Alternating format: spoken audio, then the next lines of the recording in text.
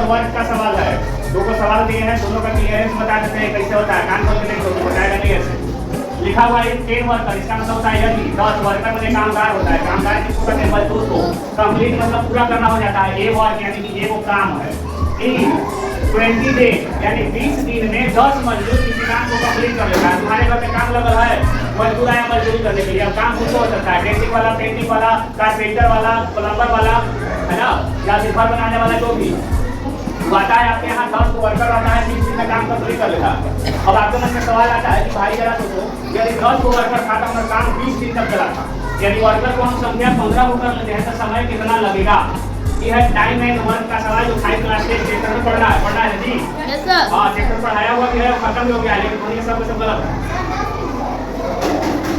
बताते हैं देखो होगा क्या, जरा तुम सोचो, तुम ही लोग सोचो, हम नहीं सोचेंगे, तुम ही लोग सोचो और डिसाइड करो।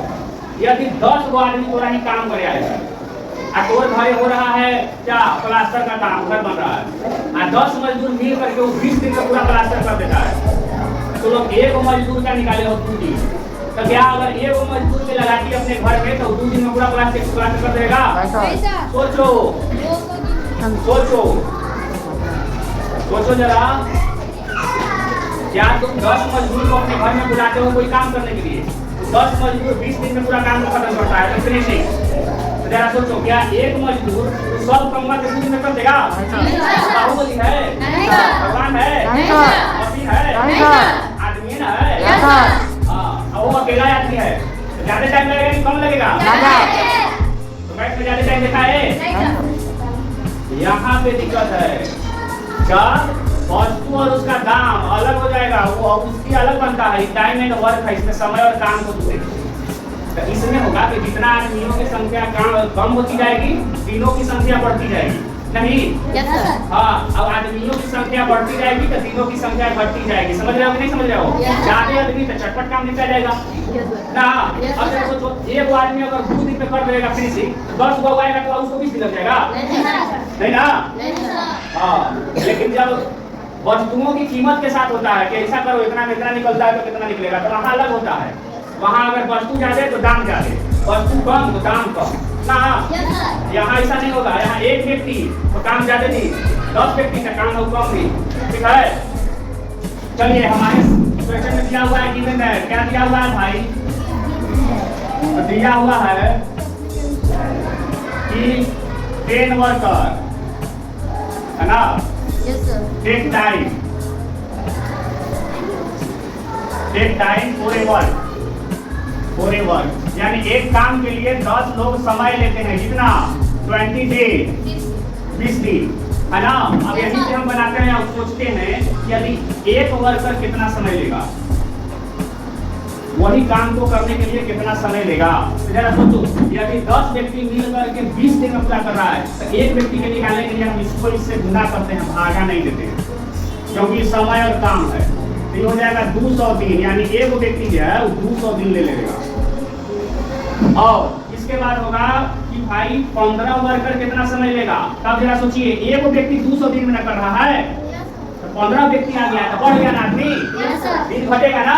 तो यहाँ हो जाएगा 200 में तुम 15 से भाग दे दो। अब जरा सोचो कि कितना आ रहा है, अब 200 से 15 में भाग दे दो। एक आया, एक बार में 5, 45, फिर 5, 13.5 चलते जाएगा ना जी। यानी कि इसका राउंड फिगर में आ जाएगा कि भाई 13 दिन से ज्यादा लेगा, 13.5 दिन, लेकिन 14वां दिन नहीं लगेगा, 14 दिन से खत्म हो जाएगा। अब तुम लोग जरा सोचो कि तुम लोगों को एप्रोक्सीमेशन पढ़ाया गया है ना। हाँ, अब एप्रोक्सीमेशन में से कहा जाएगा कि बताओ भाई कि 13.5 है, कि किसका नजदीक है? 13 का नजदीक है या 14 का नजदीक? 14 का नजदीक है ना? या अगर 50 से नीचे रहता है तो इसको 13 के नजदीक मान लेता है। एप्रोक्सीमेशन पढ़ाया गया ना, सन्निकट मान किसके नजदीक है? राउंड फिगर में कि 10 प्लेस में बताइए। यदि तुम्हारे पास संख्या 18 है तो कहेगा कि 10 प्लेस को राउंड फिगर में करो, तो उस 18 को तुम 10 कहना पसंद करोगे कि 20 कहना पसंद करोगे? तो वहां पे हम निकालते हैं कि 18 किसके करीब है, 20 के करीब है कि 10 के करीब है? तो पता चलता है कि 20 के करीब है, इसको 20 मान लेते हैं। उसी तरह से अप्रोक्सीमेशन में इसको हम क्या मानेंगे, 13 मानेंगे कि 14 मानेंगे? 14। लगभग में यहाँ देंगे 14 दिन, लगभग 14 डेज नहीं। हाँ, एग्जैक्ट 13.5555 डे। अब देखिए अगर बनाओगे तो तुम्हारा एक्चुअली दिन निकला है ना, लेकिन जब ऑप्शन वाला आ जाए तो ऑप्शन वाला में तुमको 13 भी मिल जाएगा, 14 भी मिलेगा, 13.55 भी मिलेगा। तो यदि 13.55 है तो हम 13.55 वाला में टिक लगा देंगे। 13.55 नहीं है, 14 है तो हम 14 वाला में टिक लगाएंगे, 13 वाला में टिक। समझ आया? समय और काम। दूसरा था इसी पैटर्न पर था ना कि 10 कलमों की कीमत है ना, the cost of 10 pen is या are, the cost of 10 pens are 20 rupees, find the cost of 15 pens. दूसरा नंबर सवाल यही था। तो उसमें क्या करेंगे, वो पेन है तो इसको देखो समझाते हैं, लिखेंगे द कॉस्ट ऑफ, देखना में दूसरा मैथ बन रहा है कि नंबर पहला वाला था, दूसरा नंबर क्वेश्चन था कलमों वाला, the cost of 10 pens equal to 20 rupees, यही ना। तब इसमें देखो the cost of 1 pen, 1 pen बराबर क्या हो जाएगा, तो भाई 10 को कलम मिल रहा है 20 रुपया में, एक कलम और सस्ता में नहीं मिलेगा, यहाँ पर हम भाग देते हैं, यानी कि 20/10 यानी कि 2 रुपया में एक कलम, इसलिए निकाल देते हैं कि द कॉस्ट ऑफ 15 पेन, तो इसका आ जाएगा 15 मल्टीपल 2 बराबर 30 रुपीज। यही है, देखिए अंक दोनों में समान था। एक सवाल था कि 10 व्यक्ति किसी काम को 20 दिन में करते हैं तो 15 व्यक्ति उसी काम को कितना दिन में करेंगे। दूसरा नंबर सवाल था इसका आ जाएगा 14 दिन में। देखो 20 से घट गया ना, 5 को अगर आदमी पड़ गया तो 6 दिन कम समय लग रहा है, लेकिन कलम वाला में उल्टा है, यदि 10 कलमों की कीमत 20 रुपया है तो 15 कलमों की कीमत क्या होगी, तब एक कलम निकालने के लिए हम भागा देंगे। लेकिन अदमिया वाला में एक आदमी कितना दिन में करेगा, गुना करते हैं, लेकिन एक कलम की कीमत कितना होगी तो भागा करते हैं। और 15 आदमी कितना दिन में करेंगे तो 15 से भाग देते हैं, लेकिन अगर पूछ देगा कि 15 कलम के दाम कितना होगा तो हम एक वाला के साथ गुना करेंगे। एक कलम की कीमत कितना आया, ओकरा में 15 की कलम की कीमत निकालने के लिए गुना करेंगे। अब लेकिन सवाल रहेगा कि एक व्यक्ति किसी काम को इतना दिन में कर रहा है तो 15 व्यक्ति किसी काम को कितना दिन में करेगा, तो वहां भागा हो जाएगा। समझ रहे हो?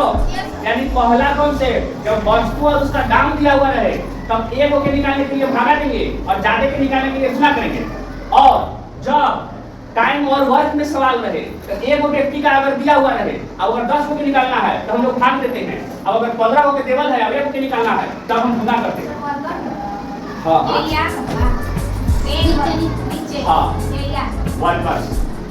वर्कर्स भी कर दो, वर्कर्स भी करो है ना, 10 वर्कर यानी 10 वर्कर काम कर रहा है तो एक को निकालने के लिए हम गुना करेंगे, लेकिन वही अगर 10 को कलम के दाम रहेगा एक को निकाला रहेगा तो भागा देंगे। कॉन्सेप्ट समझ रहे हो? दोनों में उल्टा कॉन्सेप्ट है।